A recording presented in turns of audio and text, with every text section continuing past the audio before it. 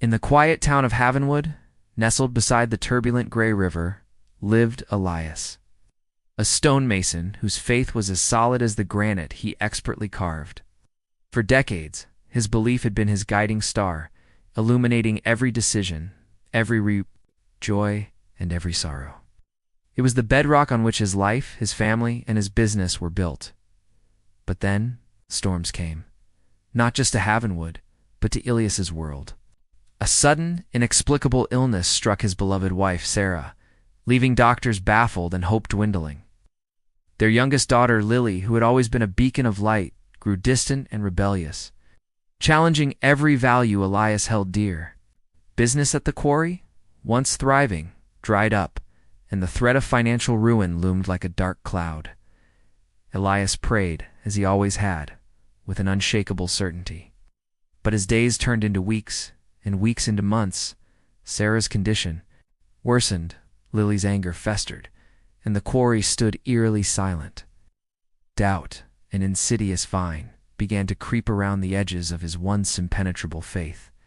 He found himself staring at the unfinished stone altar in his workshop, the very symbol of his devotion, wondering if it was all for naught. The bedrock, realized with a chilling dread, was starting to crumble beneath his feet. His prayers felt hollow, his hope a fragile flame flickering in a relentless wind. He questioned everything he had ever believed, feeling adrift in a sea of despair. One evening, as rain lashed against his window, Elias remembered old Father Michael's words from years ago. Faith isn't just a single stone, Elias. It's a structure built on many pillars: trust, community, reflection, and service. Desperate, Elias began to rebuild, not just stone, but his spirit.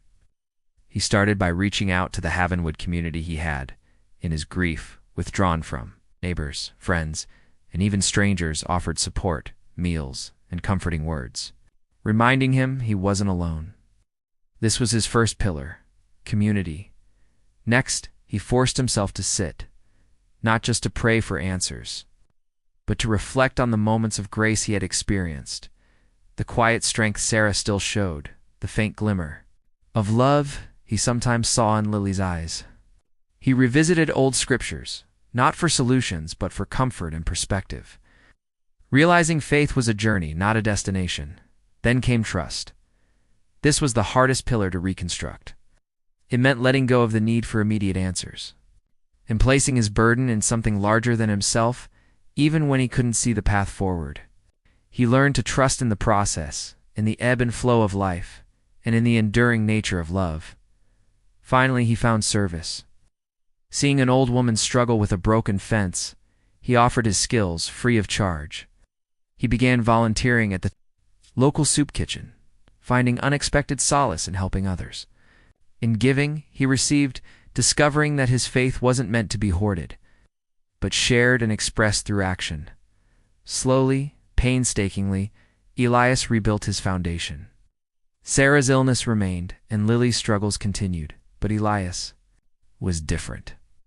His bedrock was no longer a single vulnerable slab, but a resilient structure, reinforced by community, reflection, trust, and service. He understood that faith wasn't about avoiding storms, but about having a foundation strong enough to withstand them. Knowing that even when the ground beneath them shifted, some things like hope and love would always stand firm.